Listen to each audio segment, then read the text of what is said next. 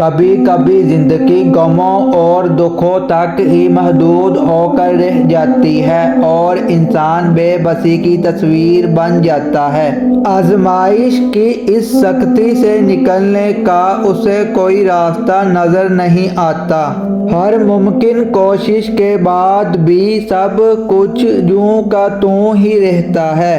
اگر یہی مشکلات تمہیں اپنی زندگی سے مایوس کر رہی ہے تو سنو، جس رب ذوالجلال کے قبضہ قدرت میں سکون و راحت کے بیش بہا خزانے موجود ہیں، وہی مہربان رب تم سے یہ کہہ رہا ہے اس وقت تک وہ تم کو بری طرح نہیں اچھی طرح رکھے گا، بشرطے کہ وہ اس راہ راست کو اختیار کر لے۔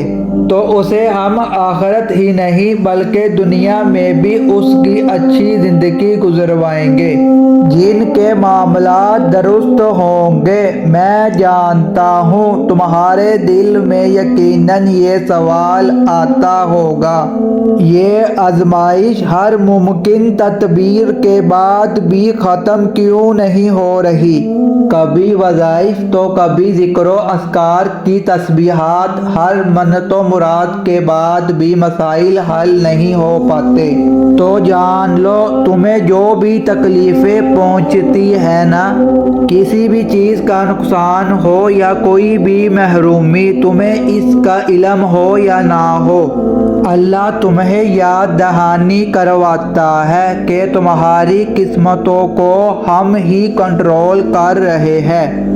نبی کریم صلی اللہ علیہ وآلہ وسلم نے فرمایا، جس نے استغفار کو لازم پکڑا، اللہ اس کو ہر تنگی سے نکلنے کا راستہ نکال دیتا ہے۔